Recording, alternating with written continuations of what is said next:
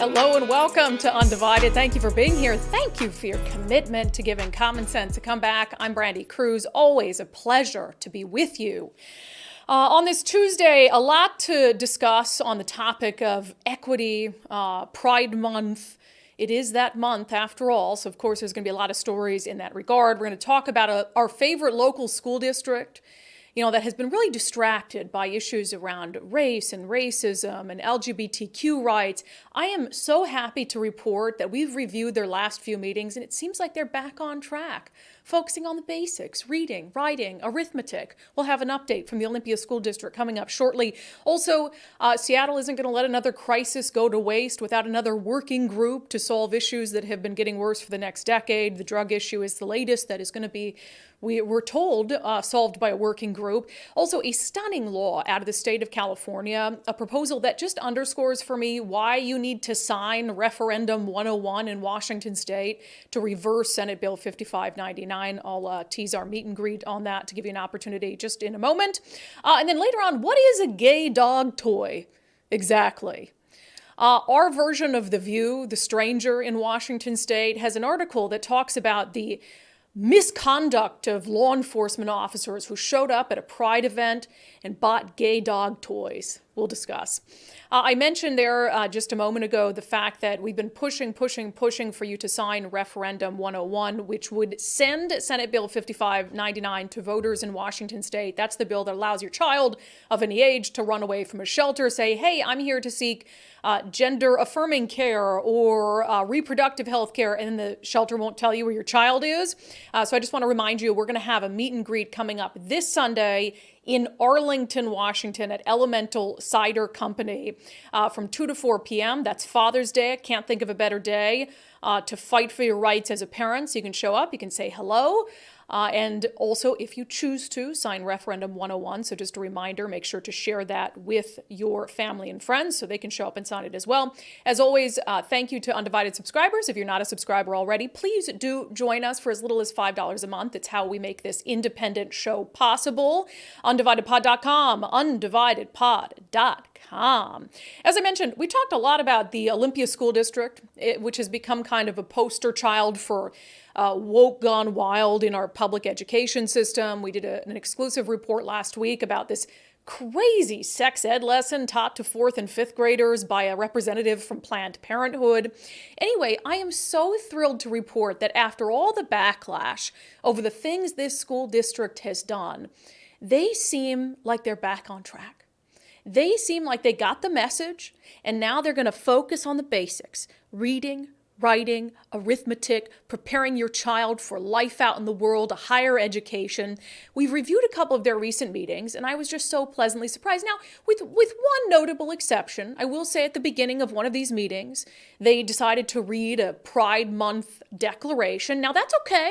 I mean, I understand that they need to make sure that everyone in the community and parents and teachers know that they will be celebrating and reflecting on Pride Month in Olympia Public Schools. So we'll give them this one. Here they go. We will now have a proclamation for Pride Month for June 2023.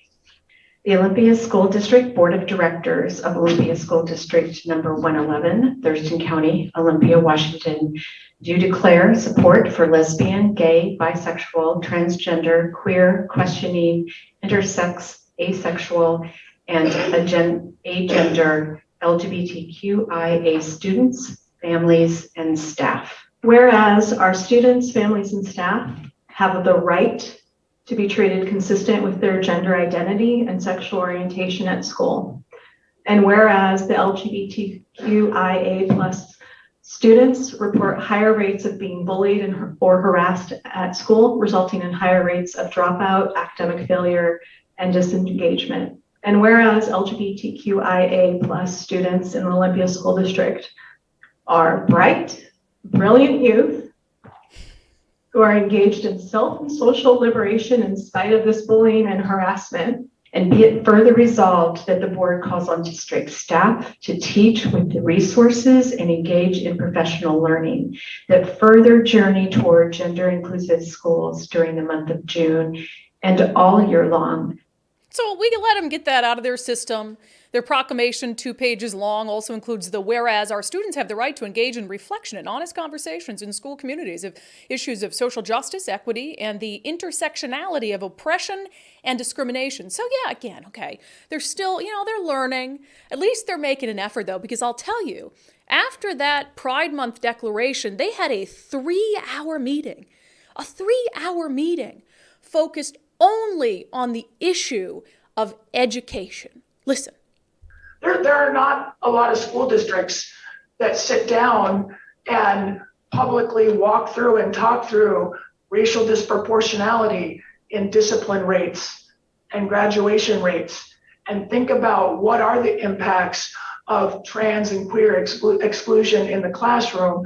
And we're having those conversations. That's how we create the discomfort that Director Flores is talking about, where we grow. We are lucky we live in Washington State, where we have even more expansive civil rights laws than the federal law, including the rights of gender identity expression, transgender youth. I spent a little bit of time downtown on Saturday at our celebration for our trans flag crosswalk. It's important to practice shutting up and listening when our students speak and tell us the direction we need to go in terms of being more inclusive, being maximally inclusive, being a district of celebration and liberation for all of our students. I don't want this to be negotiable. Like, we're going to negotiate whether or not we're going to provide a transgender student their rights.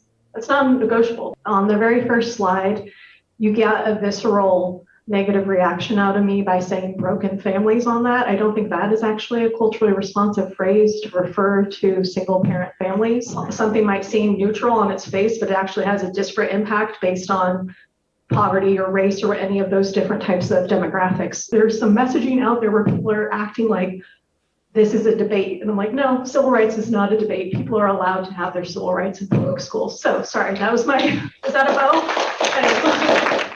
Okay, all right, maybe that 3-hour meeting got a little bit off the rails, but I tell you what, they are really trying.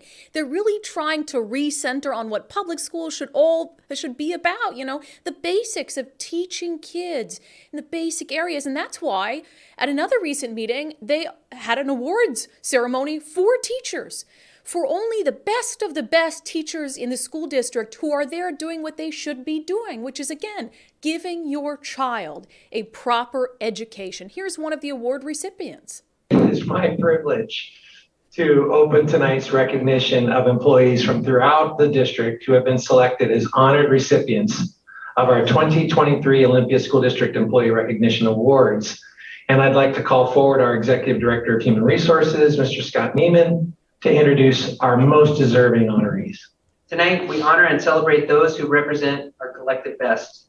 Let's begin with our first recognition, the Champion of Differences, which celebrates diversity. This year's winner is Deborah Need, ELA teacher at Reeves Middle School. So Deborah engages in multiple professional development opportunities to make her classroom and grading more equitable. Her slam poetry work with students this year helped them create moving poetry about their experiences with discrimination and injustice. She has been on our equity committee for years now and continues to help develop school-wide SEL curriculum that gives students space to discuss identity, diversity, inclusion, and injustice. She provides our staff with reading materials about equity and about being anti-racist, which helps us grow as a whole building.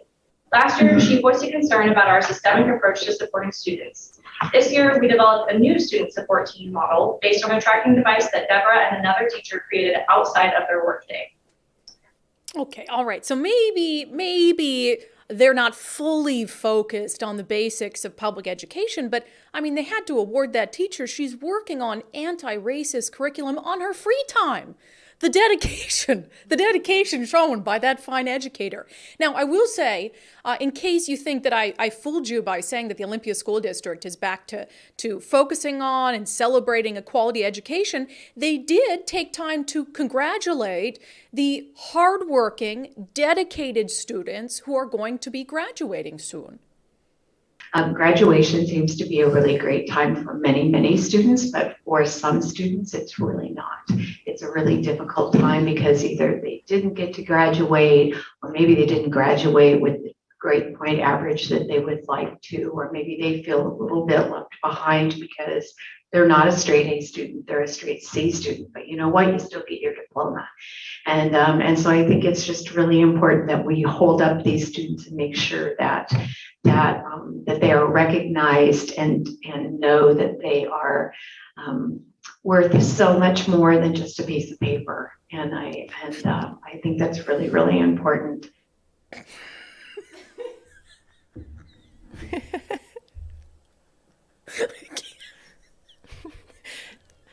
So if a kid didn't work hard enough, no, that's not on them.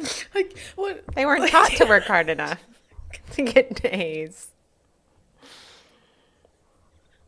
The mouse pad covering your face. I have nothing. Oh, now my makeup. Oh, now my makeup.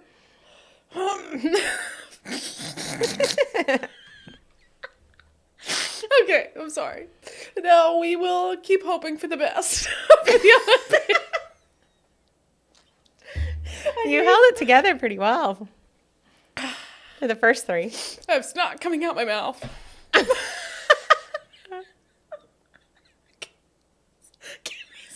Why? I can't.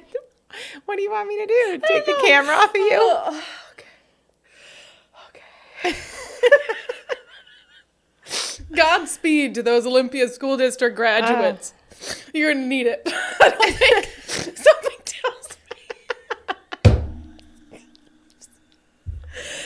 tells me you're not prepared for the real world. Okay. All right. Oh, good. We're good.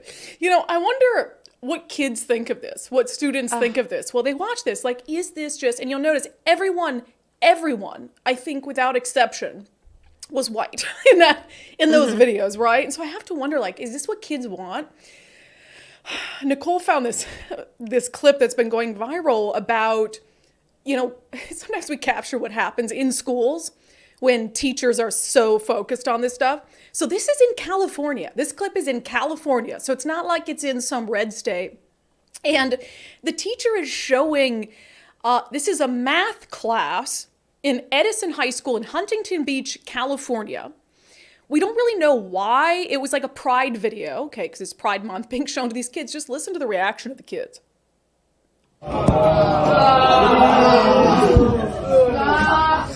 Shows like two women kissing. Wow, Miss Clark.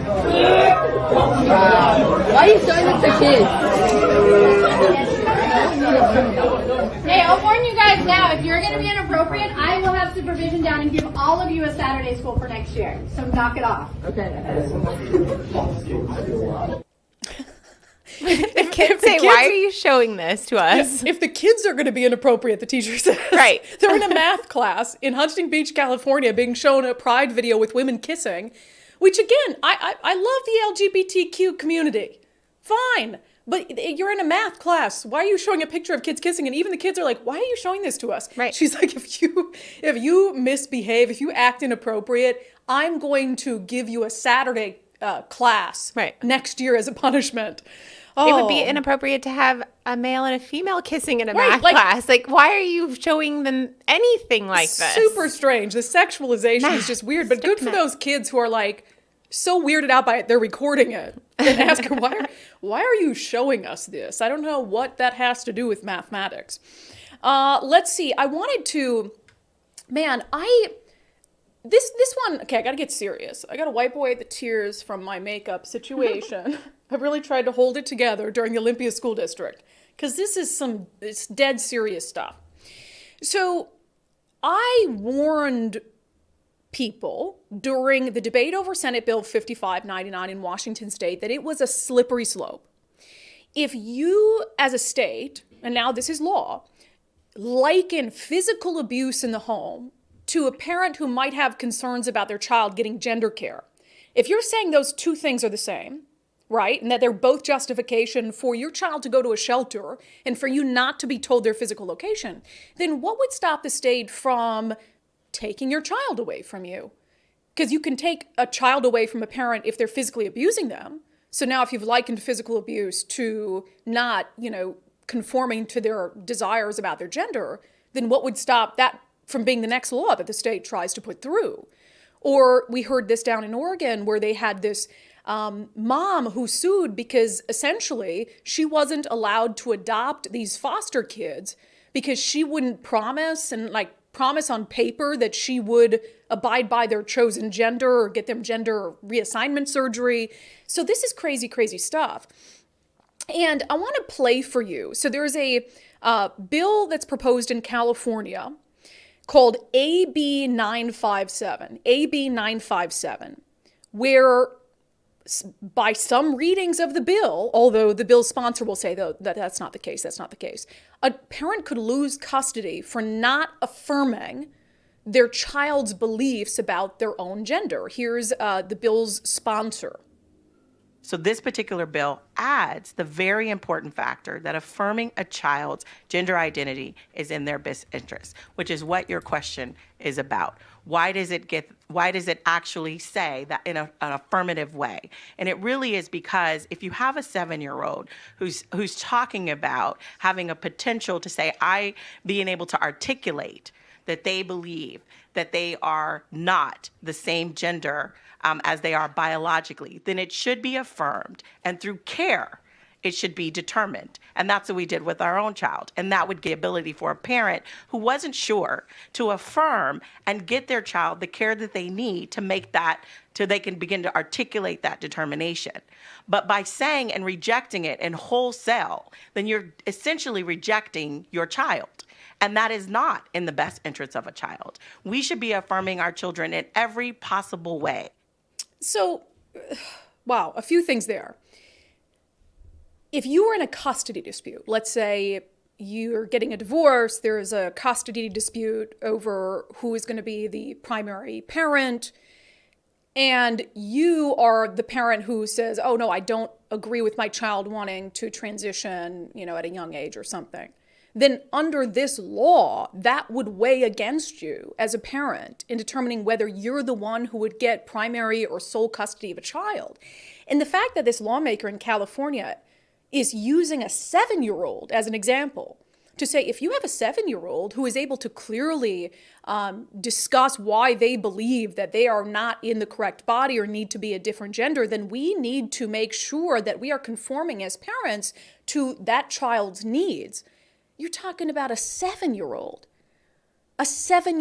kid, and their wants or whims or desires as a 7-year-old should dictate what you do as an adult, as the parent, and furthermore, the law should use that against you as a parent if you're not okay bending to the whims of a 7-year-old.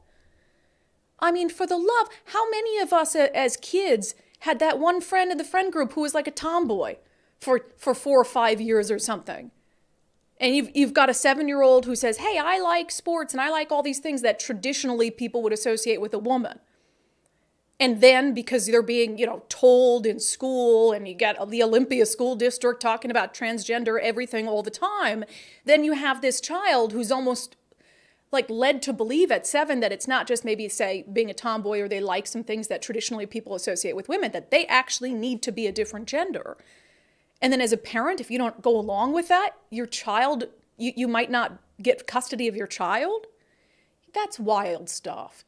But again, that's why it's so critically important to push back against, even in Senate Bill 5599 in Washington, when people pushed back, they were called anti-transgender. And the sponsors of the bill said, oh, you're misreading it. Your interpretation of it is fear-mongering. This is why.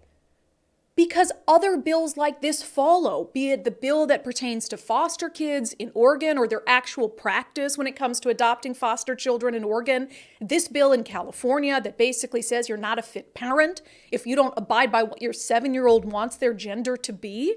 That is the slippery slope. That is the slippery slope that we're talking about. So even if you look at Senate Bill 5599 in Washington and think there might be some valid reasons for it, that you don't want a kid to end up homeless, so if you allow them to go to a shelter where they know their parents aren't going to be told about their location, then yeah, I'd rather that happen than a kid be homeless. Even if you agree with that, I'd ask you, do you agree with what's happening in Oregon around foster parents? Do you agree with this proposal around California, around what could happen with your child if you don't abide by their gender identity? If the answer is no, then you have to stop Senate Bill 5599 in its tracks. And you have to sign Referendum 101. And I've been saying, and Nicole, if you want to put the information back up about our meet and greet on Sunday, and look, I encourage you to go to reject5599.com, because even if you can't come to one of our meet and greets, there are other locations where you can sign it at any time.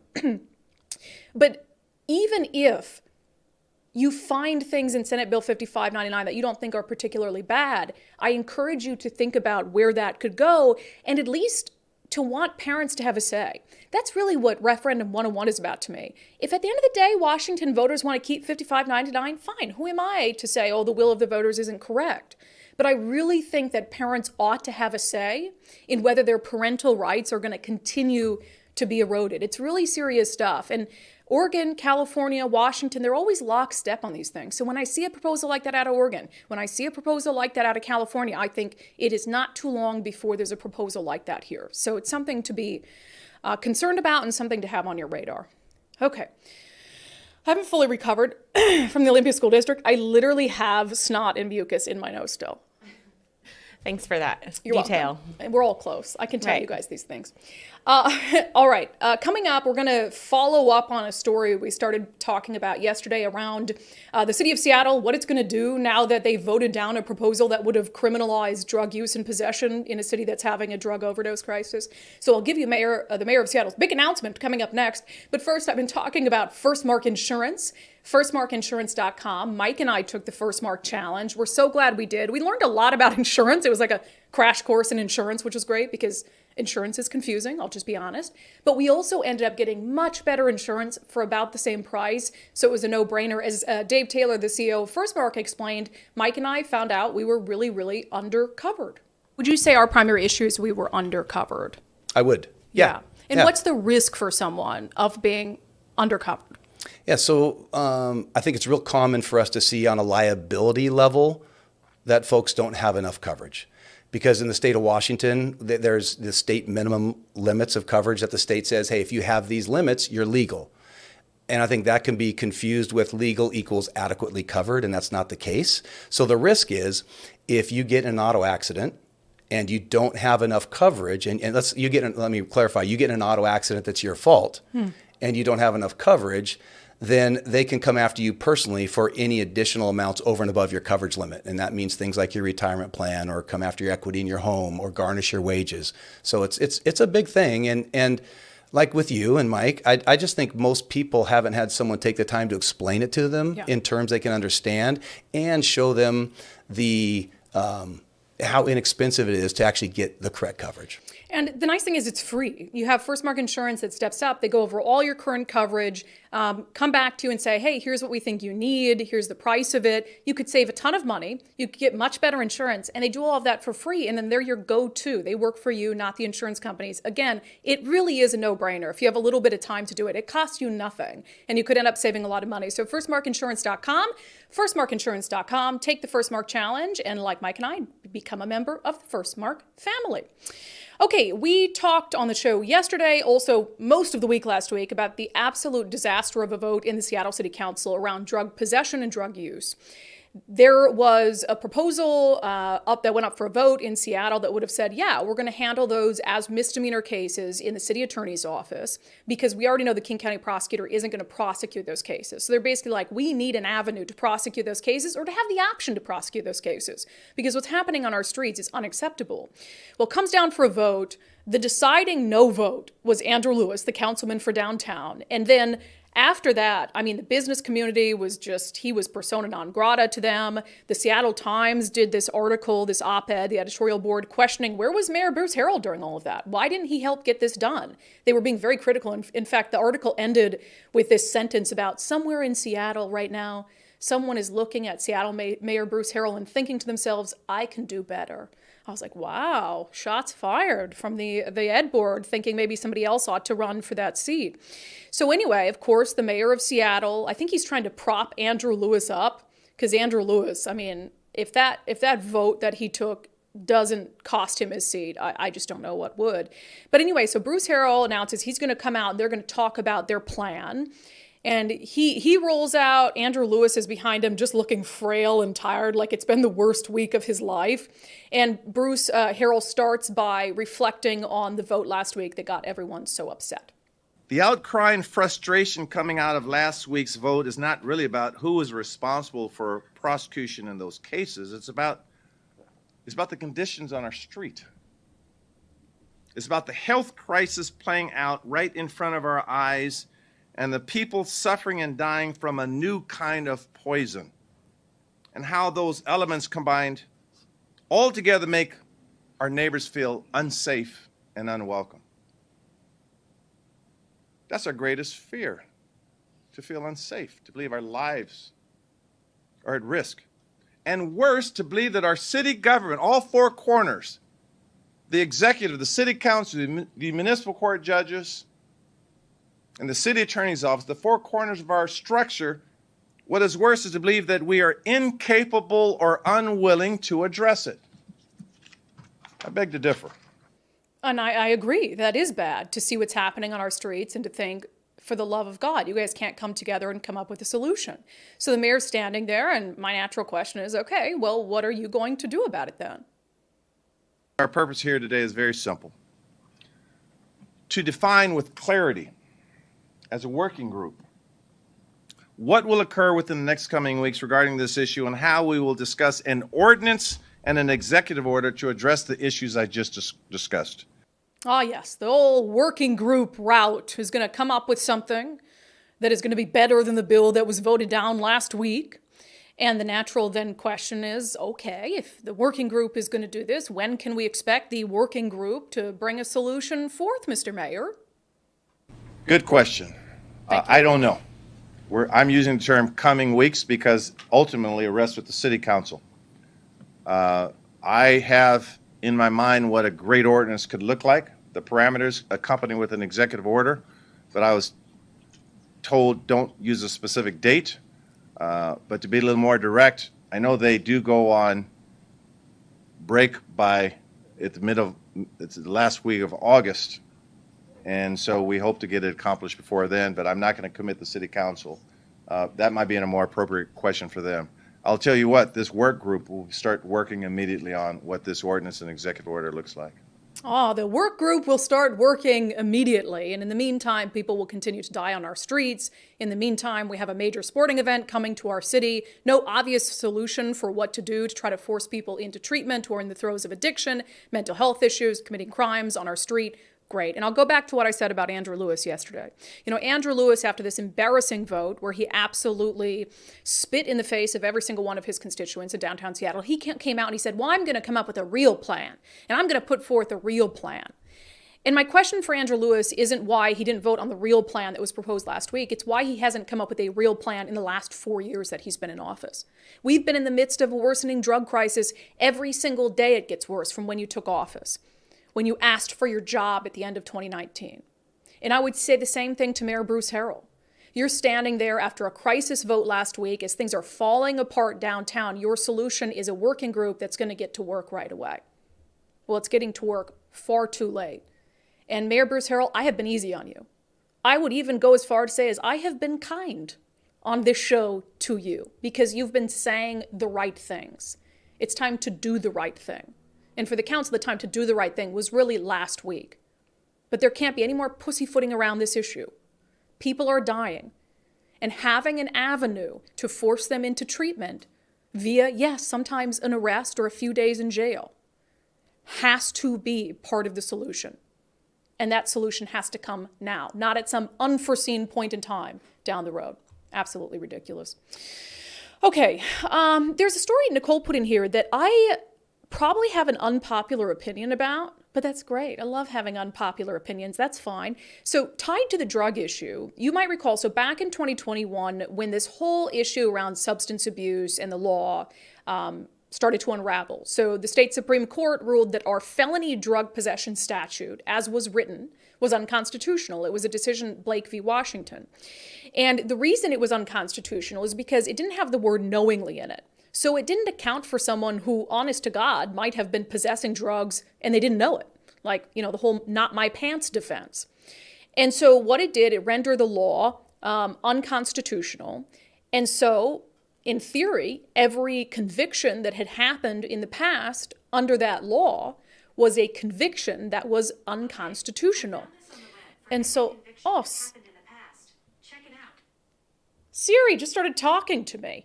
Siri, I don't need you right now. Did you sit on her? I guess. So every conviction that happened in the past was unconstitutional. And so now the state of Washington is having to pay out millions and millions of dollars to people with past drug convictions. I mean, obviously you had their convictions expunged. We don't really put people in prison for only drug crimes. So you didn't have people who needed to be like sprung from the slammer. You did have people, however, who, you have something called an offender score. So let's say they had previous drug offenses and then they committed a serious crime or a violent crime. Those previous drug offenses contributed to their sentence on the other crime being more severe. So you had to go in, you had to rework all of that. Here's the article from Fox 13, millions in reimbursement heading to people convicted in law deemed unconstitutional. And look, I know that that's probably frustrating to a lot of people because when these individuals violated the law at the time as it was written, they knew it was against the law as written. I am assuming the vast majority of these people who are going to be getting money actually did illegally possess a hard drug. But I've said before, I am a slave to the Constitution. And that's part of due process in this country and part of the criminal legal system is that you have to be convicted in a constitutional manner. And so I actually agree with the state Supreme Court's decision that the law as written was unconstitutional. I don't necessarily like it, but I agree with it on a constitutional basis. So who am I to say that these individuals convicted under a now unconstitutional law aren't, entitled to some sort of reimbursement? I don't particularly love it, but I agree with it for those reasons. And I'm very curious to hear what you guys think about those settlements and the fact that taxpayers are now on the hook for a bunch of money paid to these individuals. Okay, we've got a double dose of unbelievable today. Pew, pew. So let's get to our first edition of Unbelievable.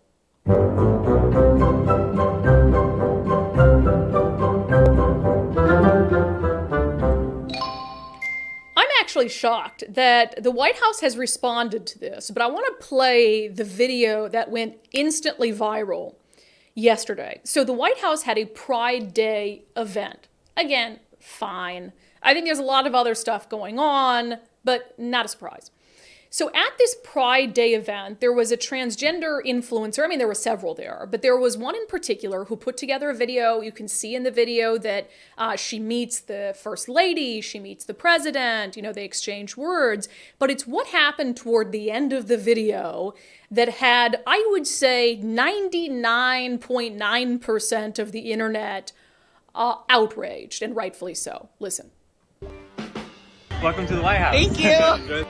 Can we take a little video? Hi, Mr. President. It is an honor. Trans rights are human rights. Are we topless at the White House?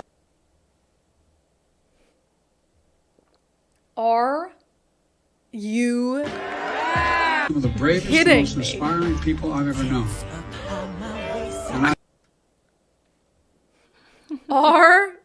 And this is a edited version of the video that the influencer put out. Okay, you can kill that, Nicole. So you have this influencer, part of the video, put together, with her greeting the president and the first lady. So this is a biological man who has breast implants. And so as part of the video, if you're only listening, what you see is the White House in the background, the people's house. And this transgender woman has taken the top of her dress down to her waist, has her hands over her fake breasts to cover the nipples, and is jiggling her boobs in front of the White House. And then next to her is a biological woman who has transitioned to be a man with their top off, and you can see that they've had top surgery. Insane. And I had said when this video came out yesterday, I said, I dare a White House correspondent to ask Karine Jean-Pierre, the press secretary, about this. And I haven't been able to watch her press briefing today, but the White House did release a statement. Thank God. They said this behavior is inappropriate and disrespectful for any event at the White House. It is not reflective of the event we hosted to celebrate LGBTQI+ families or the other hundreds of guests who were in attendance. Individuals in the video will not be invited to future events. One would hope. I hate that I have to be surprised that the White House actually put out an unequivocal statement saying that, yeah, you can't cover your nipples and hold your boobs and shake them all over the place in front of the White House. And she was really bummed that she's been banned because she was just expressing her joy. Just expressing her joy. Just being her true self, expressing joy. Insane. As we say, unbelievable.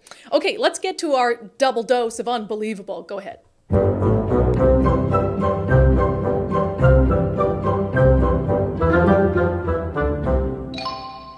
I've learned about a little something called a gay dog toy. I don't really know. I don't know, when I go to the dog store, the pet store, I don't see like the shelf for dog toys and then gay dog toys. I don't really know what a gay dog toy is. I've posed that question of The Stranger, Seattle's alternative weekly newspaper, because they're the ones who brought up gay dog toys. They tweeted out an article yesterday. Their tweet said, Capitol Hill Pride Festival asked cops not to come last year. A handful showed up in uniform and shopped for gay dog toys. Seattle's Office of Police Accountability found that SPD did nothing wrong, and then they have an eye roll emoji. So the article itself is also just as confusing as the gay dog toy thing, because again, I'm still waiting to find out what a gay dog toy is. So the article itself talks about how, and you might recall this, Capitol Hill Pride told cops, SPD, you're not welcome at our event last year, and they're doing that again this year. And even though the event that they were banning police officers from is in a city park, you can't really ban the police from a city park. But they basically told them, we don't want you here. So there were a few officers who showed up anyway, and apparently last year shopped for gay dog toys, whatever that means. And some folks who were at this event were very, very offended by their presence. And they reported it to the Office of Police Accountability to investigate the fact that these officers showed up in a public park because they weren't invited. So somebody thought that that was an actual violation of police policy, and they shopped for gay dog toys. So here's the article itself from The Stranger. Cops trolled Pride last year and got away with it. It's just, Capitol Hill Pride is banning officers again this year. Here's the paragraphs of this article that caught my attention. Last year, Capitol Hill Pride filed a complaint with the Office of Police Accountability after 5 uniformed Seattle Police Department officers showed up to their festival to shop for gay dog clothes, even though organizers told them to stay away. Months later, the OPA found that those officers had done nothing wrong. Police can stroll through Cal Anderson Park no matter what anyone says, including the Seattle Pride and Capitol Hill Pride organizers who issued bans on uniformed police.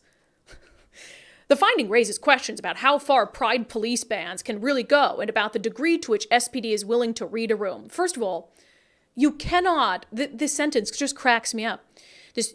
They said, no. Police can stroll through Cal Anderson Park no matter what anyone says, including the Seattle Pride and Capitol Hill Pride organizers who issued bans on uniformed police.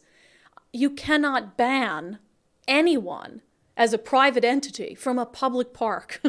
I can't go occupy a park and stand in there and say, all writers from The Stranger are banned from this park, as much as I might want to ban them from my presence anywhere at any time.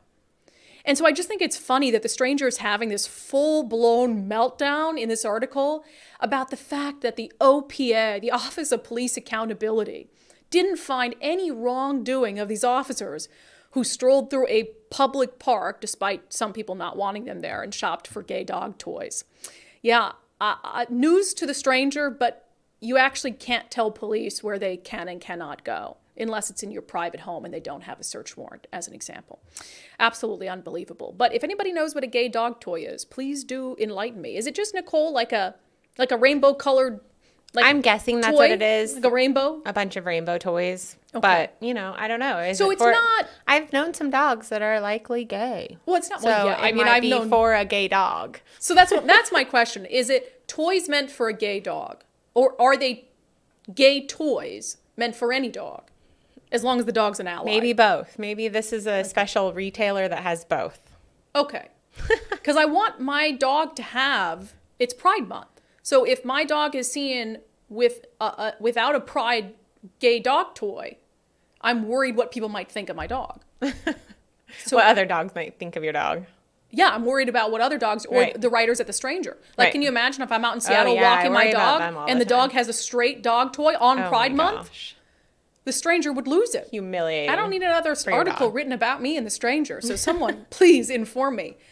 All right, coming up next, we'll check in quick on what's happening with Trump and his court appearance and Biden and the whole bribery scheme that people are accusing him of. A lot going on in and around the White House.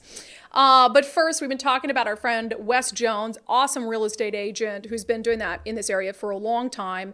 He and his team at Wes Jones and Associates have an innovative marketing strategy to help make sure that you get top dollar for your home with the fewest possible contingencies.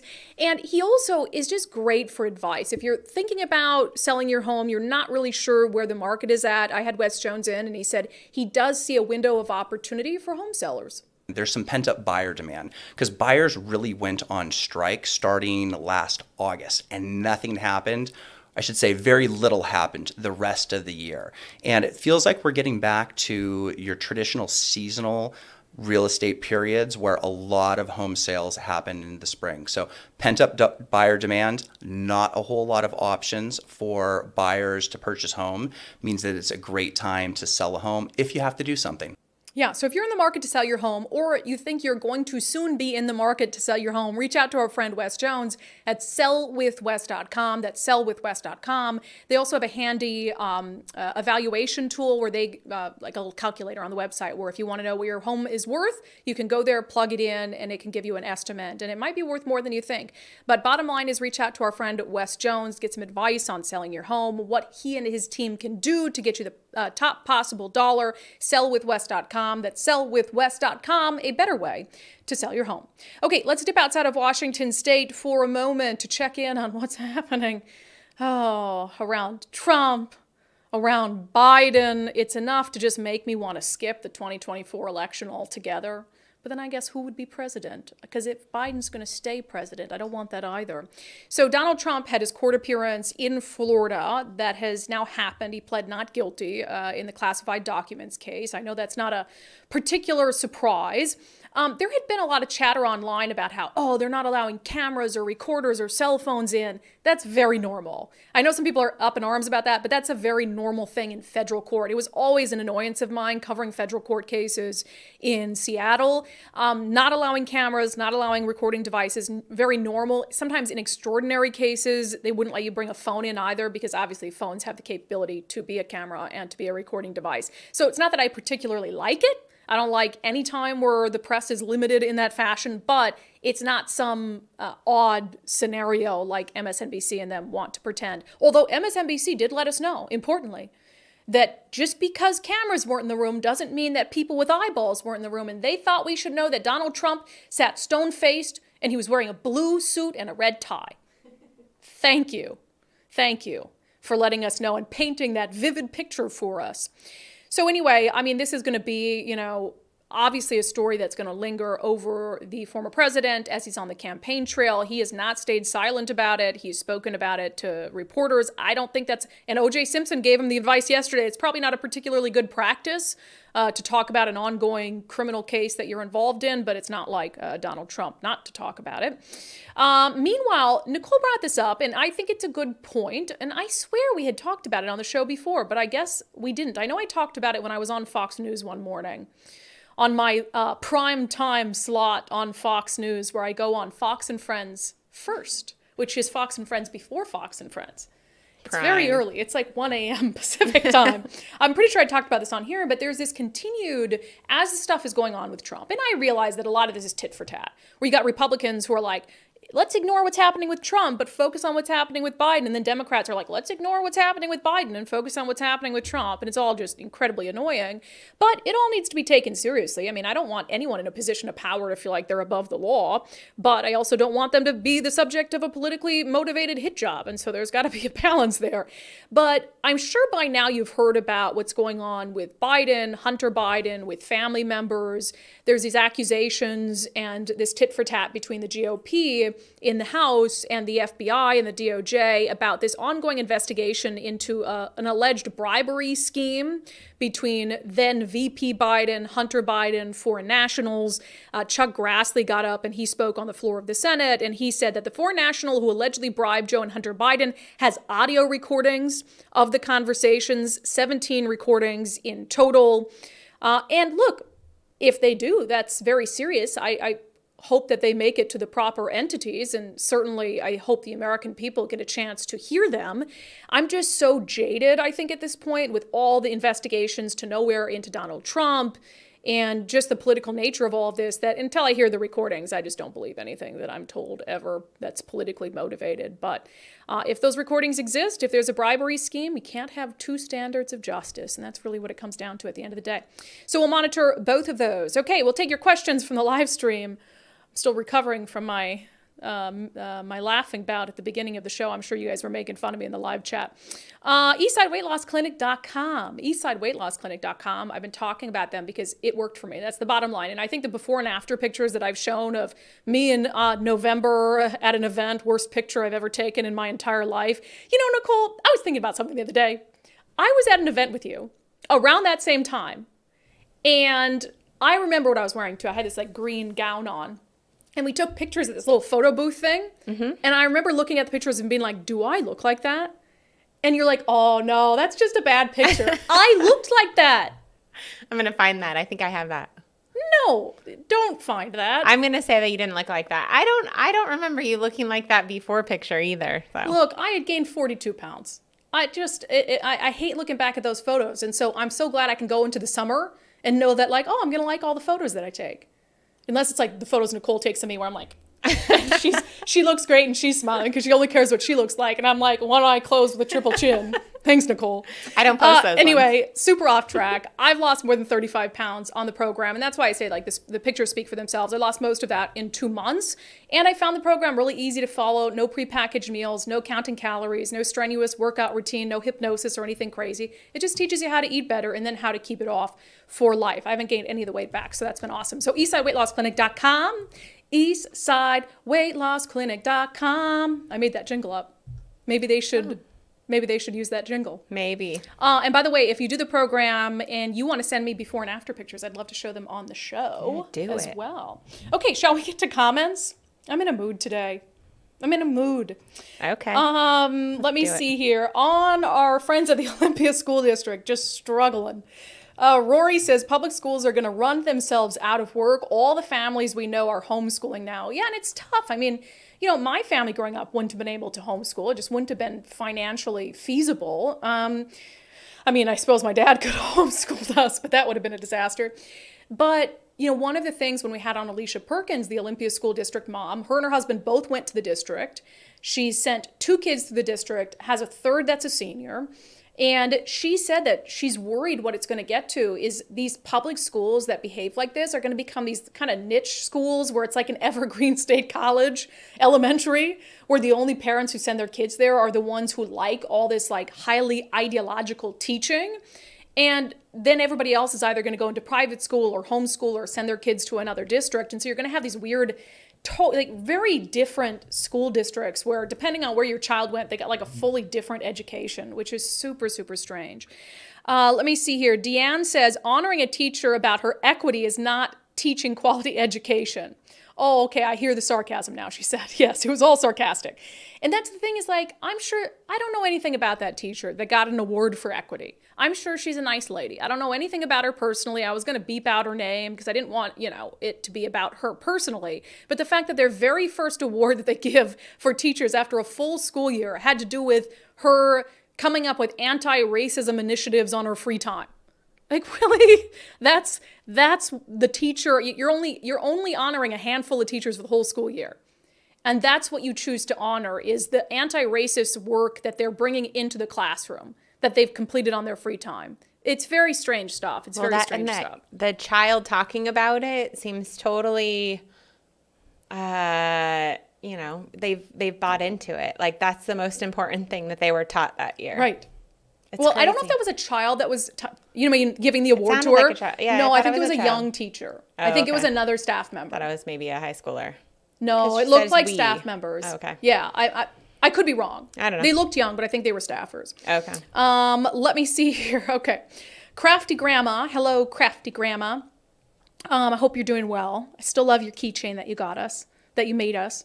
So we were talking about this California assemblywoman who's saying if a 7-year-old can properly articulate that they want to be a different gender, we need to abide by whatever our kids want and affirm that. Crafty Grandma says, so if the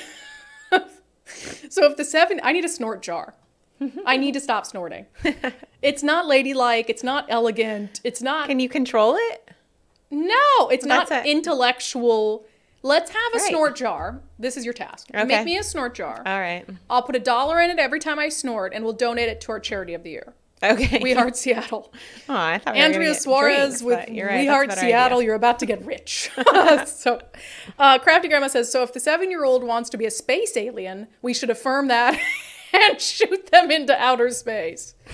Oh, you guys are funny I mean, but today. it's true.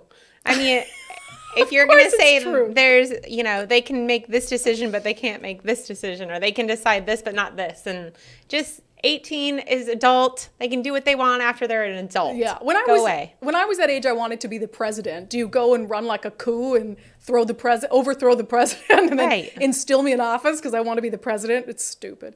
Let's see here. I was that tomboy. At 60, I still don't conform to many traditional female things, but I'm 100% heterosexual female. Deanne said that about, when you're a kid, I think it's normal for kids to maybe do things that, you're not wearing a dress and you're not playing with Barbies. I think it's okay to sort of push past those gender stereotypes because a lot of them are out of date, but that doesn't mean that you need to get surgery to be a different gender. It's very strange. JSN on the White House video, tit for tat or trans White House Well, you tatas. used that phrase right after you did that story. You said tit for tat. Tit for tat. So a lot of people commented on that. Oh, okay. Sarah says, I think we're all laughing at this one. Yeah. Let me see here. On the Seattle City Council and their ongoing struggle to figure out what to do about the drug crisis, despite, the decade of it getting worse, Matthew says, why does the Seattle City Council need over 8 weeks to figure this out? They don't. And that was the thing I said yesterday. The proposal that Andrew Lewis voted down last week, it was proposed in April. They had all that time to say, no, that's not the plan that's going to pass. Instead, Andrew Lewis made everyone believe that he supported it until the last possible moment, then shocked everyone in the room by voting no, and then came out the next day and said, I'm going to come up with a real plan. That's crazy. That's insane.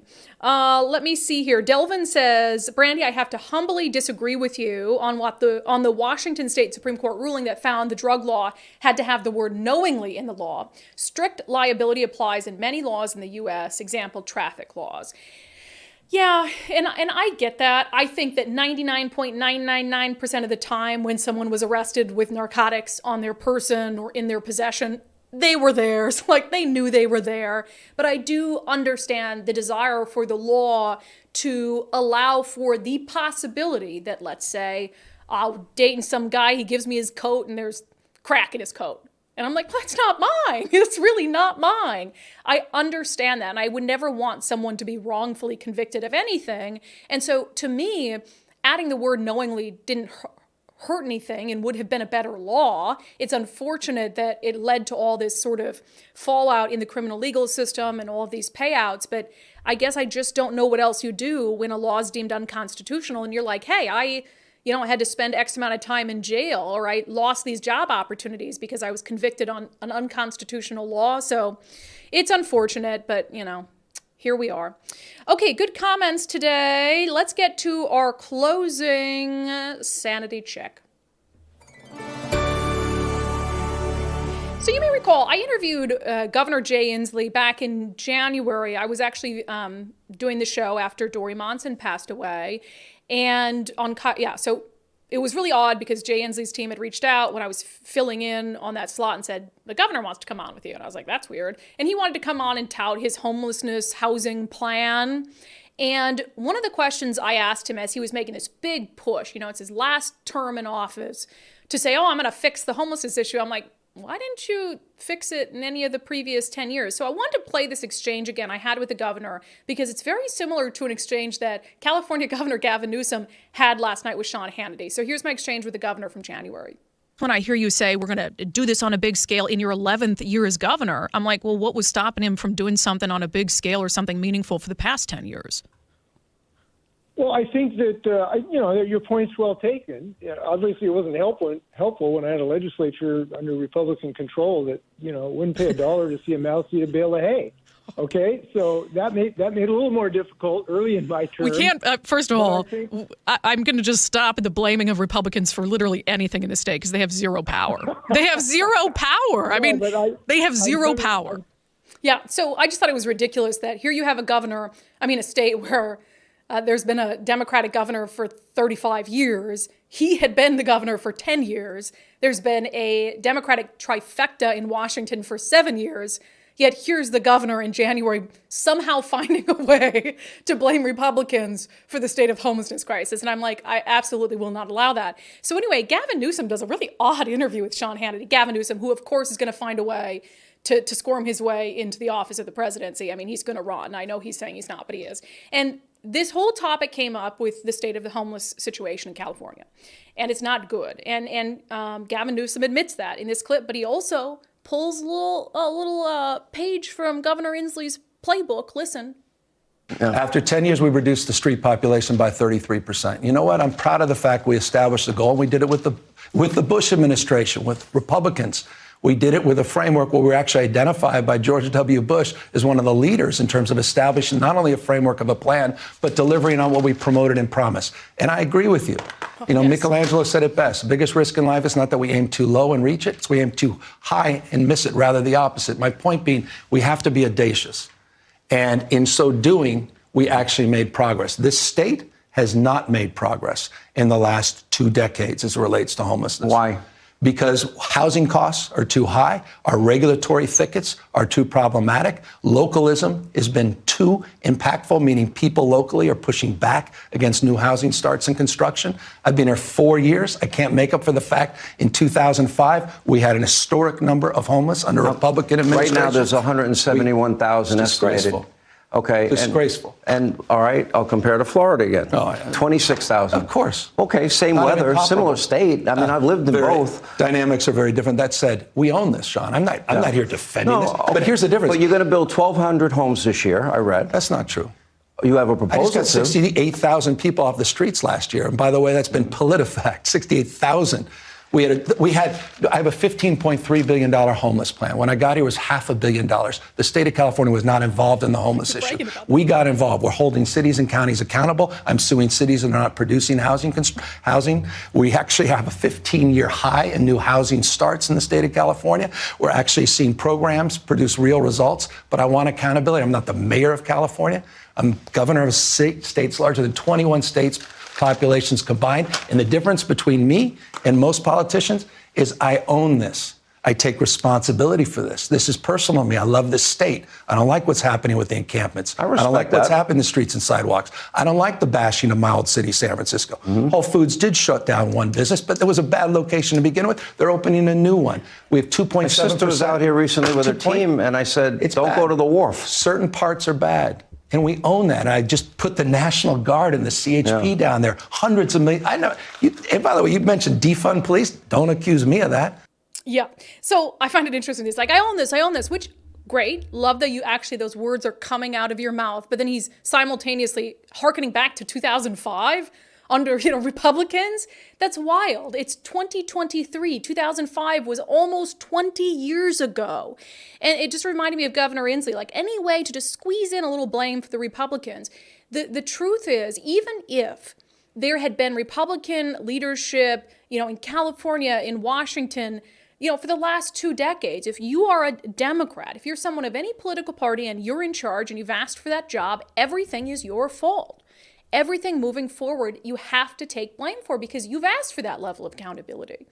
And I think that's what all of us, regardless of political party, have to accept and expect from our politicians, is that the buck stops with them every time. And they don't hearken back 15 years and say, yeah, but the Republican, under George Bush. That's ridiculous. So I'm glad Gavin Newsom is at least willing to say, yeah, I own this. I'm not happy with the state of things. I'm not happy with what's happening in San Francisco. But if he wants to be the president, which I suspect by doing that interview, that's what he's trying to say, is he does want to be the president, he's going to have to take blame for everything wrong in the country the day that he were to take office if he wants the presidency, because that's the job.